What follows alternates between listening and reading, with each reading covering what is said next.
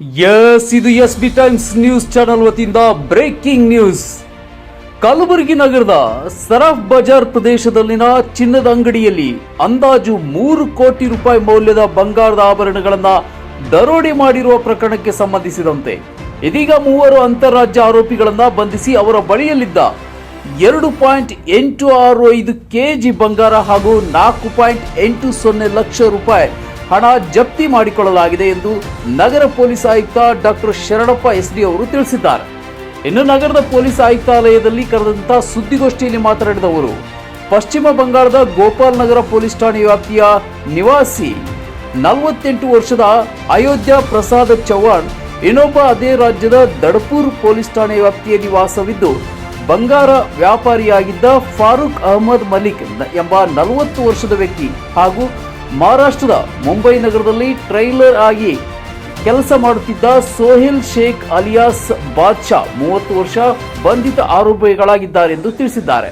Shivakumar B Biradar ಸಾರಥ್ಯದಲ್ಲಿ ನೂತನವಾಗಿ ಪ್ರಾರಂಭಗೊಂಡ SB times news channel.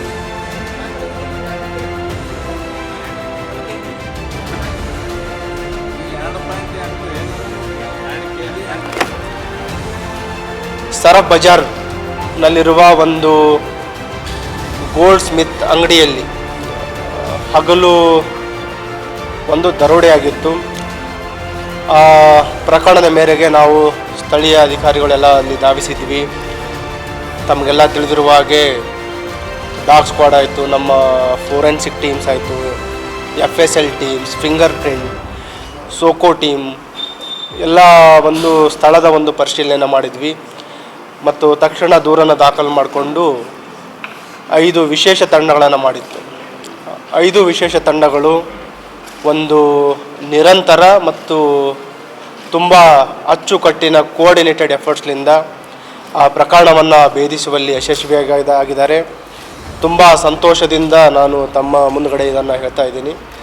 That ಇಲ್ಲಿ ಏನು ಒಂದು ಪ್ರಕರಣ ವರದಿಯಾಗಿತ್ತು ಅದನ್ನು ಭೇದಿಸುವಲ್ಲಿ ಕಲಬುರಗಿ ನಗರ ಪೊಲೀಸ್ ಯಶಸ್ವಿಯಾಗಿದ್ದಾರೆ. ಅದರಲ್ಲಿ ಈಗಾಗಲೇ 3 ಜನ ಆರೋಪಿಗಳನ್ನು ಬಂಧನ ಮಾಡಲಾಗಿದೆ ಮತ್ತು ಬಂಧಿತ ಆರೋಪಿಗಳಿಂದ 2 kg 865 ಗ್ರಾಮ್ ಚಿನ್ನದ ಆಭರಣಗಳನ್ನು ವಶಪಡಿಸಿಕೊಳ್ಳುವಲ್ಲಿ ಮತ್ತು ಕೆಲವು ಭಾಗವನ್ನು ಏನವರು ಚಿನ್ನದ ಆಭರಣಗಳನ್ನು ಕರಗಿಸಿ ಮಾರಾಟ ಮಾಡಿದರು ಅದನ್ನು ಕೂಡ 4,80,000 ರೂಪೀಸ್ ವಶಪಡಿಸ್ಕೊಂಡಿದ್ದಾರೆ. ಈಗ ಒಟ್ಟು ನಿಯರ್ಲಿ 2,15,00,000 ಅಷ್ಟು ಬೆಲೆ ಬಾಳುವ ಚಿನ್ನಾಭರಣ ಮತ್ತು ಕ್ಯಾಶನ್ನು ವಶಪಡಿಸಿಕೊಳ್ಳಲು ಯಶಸ್ವಿಯಾಗಿದ್ದಾರೆ.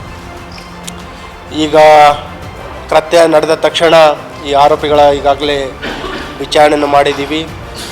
ತಾವು ಕೂಡ ನಿರಂತರವಾಗಿ ಅದನ್ನು ದಿನನಿತ್ಯ ತಾವು ಮಾನಿಟರ್ ಮಾಡ್ತಾಯಿದ್ರಿ ಎಲ್ಲ ಮಾಧ್ಯಮ ಮಿತ್ರರು.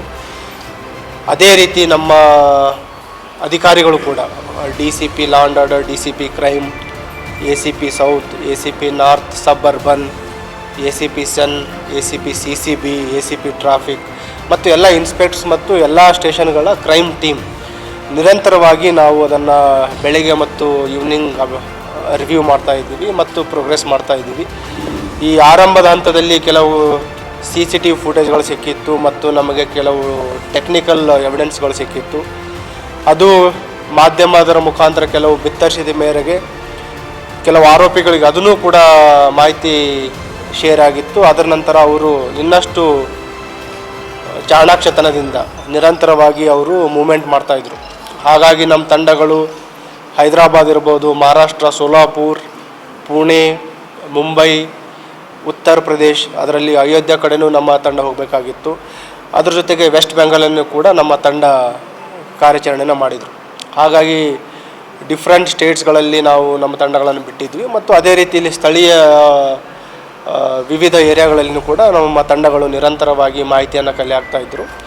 ಮತ್ತು ಇವರ ನಮಗೆ ದೊರೆತ ಏನು ಟೆಕ್ನಿಕಲ್ ಲೀಡ್ಸು ಮತ್ತು ಕೆಲವು ಲೀಡ್ಸ್ ಏನಂತಂದರೆ ಕ್ರೂಷಿಯಲ್ ಲೀಡ್ಸ್ ತನಿಖೆಯಲ್ಲಿ ಸಿಕ್ಕ ಆಧಾರದ ಮೇಲೆ ಈಗ 3 ಜನ ಆರೋಪಿಗಳನ್ನು ಬಂಧಿಸಿದ್ದೀವಿ. ಇನ್ನೂ 2 ಜನ ಆರೋಪಿಗಳು ತಲೆಮರೆಸ್ಕೊಂಡಿದ್ದಾರೆ. ಅವರನ್ನು ಕೂಡ ನಾವು ಆದಷ್ಟು ಬೇಗ ಬಂಧಿಸ್ತೀವಿ. ಮತ್ತು ಈಗ ಆರೋಪಿಗಳ ವಿಚಾರಣೆ ನಮಗೆ ತಿಳಿದು ಬಂದಿರೋದೇನಂತಂದರೆ ಇದರಲ್ಲಿ ಒಬ್ಬ ಪ್ರಮುಖ ಆರೋಪಿ ಇದ್ದಾನೆ, ಫಾರೂಕ್ ಅಹಮದ್ ಮಲಿಕ್. ಅವನು ಕೂಡ ಮೂಲತಃ ಪಶ್ಚಿಮ ಬಂಗಾಳದವನಿದ್ದಾನೆ.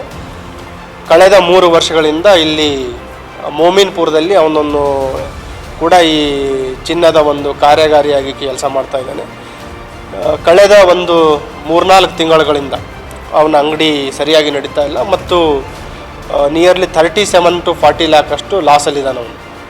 ಸೊ ಅವನಿಗೆ ಒಂದು ಐಡಿಯಾ ಬರುತ್ತೆ, ಈಗ ಏನು ಈ ಅಂಗಡಿ ಇದೆ ಯಾರ್ದು ಈ ಮೋತಿಲಾಲ್ ಗೋಲ್ಡ್ ಶಾಪ್ ಏನಿತ್ತು ಈ ಮಾಲಿಕ್ ಜ್ಯುವೆಲರ್ಸ್ ಅಂತ ಸರ್ ಬಜಾರಲ್ಲಿ, ಅವನ ಬಗ್ಗೆ ಅವನಿಗೆ ಐಡಿಯಾ ಇರುತ್ತೆ. ಇವನು ಹೋಲ್ಸೇಲ್ ಚಿನ್ನದ ಆಭರಣಗಳನ್ನು ತಯಾರಿ ಮಾಡಿ ಅಲ್ಲೆಲ್ಲ ಅಂಗಡಿಗಳಿಗೆ ಸಪ್ಲೈ ಮಾಡ್ತಾನೆ. ಅದಕ್ಕೆ ಅವನಿಗೆ ಒಂದು ಐಡಿಯಾ ಬರುತ್ತೆ, ಇವನ ಹತ್ರ ಒಂದು ಅಂಗಡಿಯಲ್ಲಿ ನಾವು ಈ ಕಳ್ಳತನ ಮಾಡಿದರೆ ಏನಿಲ್ಲ ಅವನು ಸಾಲ ಇದೆ ಅದನ್ನು ತೀರಿಸ್ಕೊಳ್ಳಿಕ್ಕೆ ಸಾಧ್ಯ ಆಗುತ್ತೆ ಅಂತ ಇವನ ಪರಿಚಯ ಇರುವಂಥ 2ನೇ ಆರೋಪಿ ಅವನಿಗೆ ಸಂಪರ್ಕ ಮಾಡ್ತಾರೆ. ಅವನ ಮುಖಾಂತರ ಅಯೋಧ್ಯೆ ಪ್ರಸಾದ್ ಅಂತ ಏನು ನಾವು 2ನೇ ಆರೋಪಿ ಹಿಡಿದಿದ್ದೀವಿ ಅವನಿಗೆ ಸಂಪರ್ಕ ಮಾಡಿಕೊಂಡು ಮುಂಬೈಲಿಂದ ಅವನಿಗೆ ಕರ್ಕೊತಾನೆ. ಉಳಿದ ಆರೋಪಿಗಳೇನಿದ್ದಾರೆ ಅವರು ಮುಂಬೈಲಿಂದ 2ನೇ ಆರೋಪಿಗೆ ಪರಿಚಯ ಇರುವಂಥವ್ರು ಇದ್ದಾರೆ. ಅವರಿಗೆ ಕರೆಸಿ ಇವರೆಲ್ಲ ಪ್ಲ್ಯಾನ್ ಮಾಡೋದೇನಂತಂದರೆ, ಒಂದು ಟಾಯ್ ಪಿಸ್ಟಲ್, ಈ ಲೈಟ್ರ್ ಥರ ಇರುವಂಥ ಪಿಸ್ಟಲ್ ಮತ್ತು ಒಂದು ನೈಫ್ ಅದನ್ನು ಕೃತ್ಯಕ್ಕೆ ಬಳಸ್ಕೊಂಡು ಇವನು ಒಬ್ಬನೇ ಇರಬೇಕಾದ್ರೆ ಹೆದರಿಸಿ ದರೋಡೆ ಮಾಡಬೇಕು. ಮತ್ತು ಆರಂಭದ ಹಂತದಲ್ಲಿ ಅವರಿಗೆ ಎಷ್ಟು ಚಿನ್ನ ಇರುತ್ತೆ ಅಂತ ಅವರಿಗೆ ಐಡಿಯಾ ಇರಲ್ಲ. ಅವರಿಗೆ ಭಾಳ ಆದರೆ ಒಂದು 400 to 500 ಗ್ರಾಮ್ ಗೋಲ್ಡ್ ಇರ್ಬೋದು, ಅದನ್ನು ದರೋಡೆ ಮಾಡಿಕೊಂಡು ಶೇರ್ ಮಾಡೋಣ ಅಂತ ಅವ್ರು ಪ್ಲ್ಯಾನ್ ಮಾಡಿರ್ತಾರೆ. ಈಗ ಇದರಲ್ಲಿ ಅವರು ಯಾವ ರೀತಿ ಪ್ಲ್ಯಾನ್ ಮಾಡಿರ್ತಾರೆ ಅದೇ ರೀತಿ ಕಾರ್ಯನೂ ಮಾಡ್ತಾರೆ. ನಿಯರ್ಲಿ 20 to 25 ಡೇಸ್ ಅವರು ಇದಕ್ಕೆ ಕೃತ್ಯಕ್ಕೆ ಒಂದು ಸ್ಕೆಚ್ಚನ್ನು ಹಾಕಿರ್ತಾರೆ. ಈ 2ನೇ ಆರೋಪಿಗೆ KBN ದರ್ಗಾಕ್ಕೆ ಕರೆಸಿ ಅಲ್ಲಿ ದರ್ಶನ ಮಾಡಿದ ರೀತಿ ಕರೆಸಿ ಈ ಅವನ ತೊಂದರೆ ಬಗ್ಗೆ ಚರ್ಚೆ ಮಾಡಿರ್ತಾನೆ ಮತ್ತು ಅಪರಾಧ ಯಾವ ರೀತಿ ಮಾಡಬೇಕು ಅನ್ನೋದ್ರ ಬಗ್ಗೆನೂ ಕೂಡ ಅವರು ಪ್ಲ್ಯಾನ್ ಮಾಡಿರ್ತಾರೆ. ಅದೇ ದಿನ ಬೆಳಿಗ್ಗೆ ನಿಯರ್ಲಿ 9-9:30ಗೆ ಬಂದು ಒಂದು ಸಲ ಪ್ರಿಲಿಮಿನರಿ ರೆಕ್ಕಿ ಮಾಡ್ತಾರೆ. ಮತ್ತು 12ರಿಂದ 12:40 ಗಂಟೆ ನಡುವೆ ಅಪರಾಧವನ್ನು ಮಾಡಿ ಇಲ್ಲಿಂದ ಸೋಲಾಪುರ್ಲಿಂದ ಮುಂಬೈಲಿಂದ ಉತ್ತರ ಪ್ರದೇಶಲಿಂದ ವೆಸ್ಟ್ ಬೆಂಗಾಲ್, ಈ ರೀತಿ ಅವರು ನಿರಂತರ ಮೂಮೆಂಟಲ್ಲಿ ಇದ್ದಿರ್ತಾರೆ. ಒಂದು ಇದರಲ್ಲಿ ಏನಂತಂದರೆ ನಮ್ಮ ತಂಡ ನಿರಂತರವಾಗಿ ಅವ್ರ ಮೇಲೆ ಒತ್ತಡ ಇರೋದರಿಂದ ಮತ್ತು ಅವರ ಚಲನವಲನಗಳ ಮೇಲೆ ನಿಗಾ ಇದ್ದಿದ್ದರಿಂದ ಅವರೆಲ್ಲೂ ಕೂಡ ಏನು ಈ ದರೋಡೆ ಮಾಡಿರುವಂಥ ಚಿನ್ನ ಎಲ್ಲೂ ಅವರು ಡಿಸ್ಪೋಸ್ ಮಾಡಲಿಕ್ಕಾಗಿಲ್ಲ. ಏನು ದರೋಡೆ ಆಗಿತ್ತು ಇಂಟ್ಯಾಕ್ಟ್ ಚಿನ್ನಾಭರಣವನ್ನು ವಶಪಡಿಸ್ಕೊಳ್ಳಲ್ಲಿ ನಮ್ಮ ತಂಡ ಯಶಸ್ವಿಯಾಗಿದ್ದಾರೆ. ಹಾಗಾಗಿ ಪ್ರತಿಯೊಬ್ಬ ಅಧಿಕಾರಿ ಸಿಬ್ಬಂದಿಯವರಿಗೂ ಕೂಡ ನಾನು ಅಭಿನಂದಿಸ್ತಾ ಇದ್ದೀನಿ ಮತ್ತು ಅವರಿಗೆ ಪ್ರಶಂಸನಾ ಪತ್ರವನ್ನು ಕೂಡ ನೀಡ್ತಾ ಇದ್ದೀನಿ. ಏನಾಗಿದೆ, ಫಸ್ಟಿಗೆ ತಮ್ಗೆ ಗೊತ್ತಿರುವ ಹಾಗೆ 2.5ರಿಂದ 3 kg ಆಗಿದೆ ಅಂತ ಅವರು ಹೇಳಿದರು. ಮತ್ತು ಮೆಜಾರಿಟಿ ಅವ್ರ ಹತ್ರ ಇರುವಂಥ ಅನ್ಅಕೌಂಟೆಡ್ ಗೋಲ್ಡ್ ಈಗ ಬೇರೆ ಕಸ್ಟಮರ್ಸ್ ಹತ್ರ ಯಾವುದೇ ದಾಖಲಾತಿ ಇಲ್ಲದೆ ಅವರು ತೆಗೆದುಕೊಳ್ತಾ ಇದ್ದರು. ಆ್ಯಸ್ ಪರ್ ರಿಕಾರ್ಡ್ಸ್ ಅವರು 820 or 830 ಗ್ರಾಮ್ಸ್ ಅಂತ ಅವರು ದೂರನ್ನು ಕೊಟ್ಟಿದ್ದಾರೆ. ಸ್ಟಾರ್ಟಿಂಗಲ್ಲಿ ಅವರು ಹೇಳಿದರು ಒಂದು ಕೋಆರ್ಡಿನೇಟೆಡ್ ಎಫರ್ಟ್ಸ್ಲಿಂದ, ಸ್ವಿಫ್ಟ್ ಆ್ಯಂಡ್ ಕೋಆರ್ಡಿನೇಟೆಡ್ ಎಫರ್ಟ್ಲಿಂದ ಈ ಪ್ರಕರಣವನ್ನು ಭೇದಿಸುವಲ್ಲಿ ತಂಡಗಳು ಯಶಸ್ವಿಯಾಗಿದೆ. ಅದಕ್ಕೆ ನಾನು ಅಭಿನಂದನೆ ಸಲ್ಲಿಸ್ತಾ ಇದ್ದೀನಿ.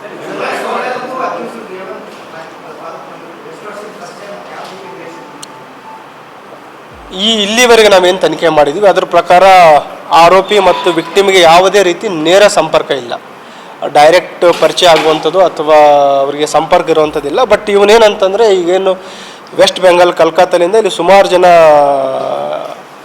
ಈ ಗೋಲ್ಡ್ ಕಾರ್ಯಗಾರಿ ಬಿಸ್ನೆಸ್ ಮಾಡ್ತಾ ಇದ್ದಾರೆ. ಮಾಡಿ ಇಲ್ಲಿ ಅಂಗಡಿಗಳಿಗೆ ಸಪ್ಲೈ ಮಾಡೋಂಥವ್ರು ಭಾಳ ಜನ ಇದ್ದಾರೆ. ಅವ್ರಿಗೆ ಈ ಮಲ್ಲಿಕ್ ಅಂತ ಏನು ಸರ್ನೇಮ್ ಇದೆ ಸುಮಾರು ಜನ ಇಲ್ಲಿ ಇದರಲ್ಲಿ ಕೆಲಸ ಮಾಡ್ತಾ ಇದ್ದಾರೆ. ಅವರ ಒಂದು ಗ್ರೂಪಲ್ಲಿ ಇರುವಂಥದ್ದು ಏನಂತಂದರೆ ಈಗೇನು ಇವನು ಮೋತಿಲಾಲ್ ಇದ್ದಾರೆ ಅದರಲ್ಲಿ ಅವನು ಜಾಸ್ತಿ ಒಂದು ಹೋಲ್ಸೇಲ್ ಮಟ್ಟದಲ್ಲಿ ತುಂಬ ದೊಡ್ಡ ಮಟ್ಟದಲ್ಲಿ ಬೆಳೆದಿದ್ದಾನಂತ ಅವರಿಗೆ ಐಡಿಯಾ ಇತ್ತು. ಅದಕ್ಕೆ ಅವನ ಅಂಗಡಿಗೆ ಅವನು ರಾಬರಿ ಮಾಡಲಿಕ್ಕೆ ಸ್ಕೆಚ್ ಆಗಿರುವಂಥದ್ದು. ಹೇಳಿದೆ, ಒಂದು ದೊಡ್ಡ ಮಟ್ಟದ ಬಿಸ್ನೆಸ್ ಮಾಡ್ತಾರೆ. ಎರಡನೇದು ಇಲ್ಲಿ ಅಂಗಡಿಯಲ್ಲಿ ಜಾಸ್ತಿ ಹೊತ್ತು ಒಬ್ಬನೇ ಅಲ್ಲಿ ಕೆಲಸ ಮಾಡ್ಲಿಕ್ಕೆ ಇರ್ತಾನೆ ಅಂತ. ಸೊ ಹಾಗಾಗಿ ಆ ಎರಡೂ ಒಂದು ರೀಸನ್ ಇಟ್ಕೊಂಡು ಆ ಅಂಗಡಿಯನ್ನು ರಾಬರಿ ಮಾಡ್ಲಿಕ್ಕೆ ಸ್ಕೆಚ್ ಮಾಡಿರೋಂಥದ್ದು. ಗೋಲ್ಡ್ ಶಾಪ್ ಅವ್ರಿಗೆ ಪರಿಚಯ ಇಲ್ಲ, ಬಟ್ ಗೋಲ್ಡ್ ಶಾಪ್ನ ಬ್ಯಾಕ್ಗ್ರೌಂಡ್ ಅವ್ರಿಗೆ ಪರಿಚಯ ಇದೆ.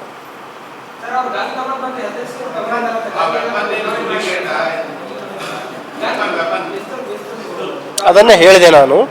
ಈಗ ಆರೋಪಿಗಳಿಗೆ ವಿಚಾರಣೆ ಮಾಡಿದ ಪ್ರಕಾರ ಪ್ರಾಥಮಿಕ ತನಿಖೆ ಮಾಡಿದ್ದೀವಿ. ಇನ್ನೂ 2 ಜನ ಆರೋಪಿಗಳು ಸಿಗಬೇಕು. ಅವ್ರು ಇಲ್ಲಿವರೆಗೆ ಹೇಳಿದ ಪ್ರಕಾರ ಒಂದು ಟಾಯ್ ಪಿಸ್ಟಲ್ ಲೈಟರ್ ಗನ್ ಥರ ಒಂದು ಅದನ್ನು ಬಳಸ್ಕೊಂಡು ಇವರಿಗೆ ಹೆದರಿಸ್ಬೇಕಂತ ಪ್ಲ್ಯಾನ್ ಮಾಡಿದರು ಮತ್ತು ಅದಕ್ಕೆ ಮುಂಬೈಯಲ್ಲಿ ಒಂದು ಕಡೆ ಖರೀದಿ ಮಾಡಿದ್ರ ಬಗ್ಗೆನೂ ಹೇಳಿದ್ದಾರೆ. ಅದ್ರ ಬಗ್ಗೆನೂ ಕೂಡ ಹೆಚ್ಚಿನ ಒಂದು ತನಿಖೆ ಆಗುತ್ತೆ. ಸುಮಾರು ಒಂದು 10ರಿಂದ 15 ವರ್ಷದಿಂದ ಅವ್ರ ಪರಿಚಯ ಇದೆ. 10ರಿಂದ 15 ವರ್ಷ ಪರಿಚಯ ಇದೆ. ಮತ್ತು ಇವನೇನು ಅಯೋಧ್ಯೆ ಪ್ರಸಾದ್ ಇದ್ದಾನೆ, ಅವನ ಹೆಂಡತಿಗೂ ಹಾರ್ಟ್ ರಿಲೇಟೆಡ್ ಪ್ರಾಬ್ಲಮ್ ಇದೆ.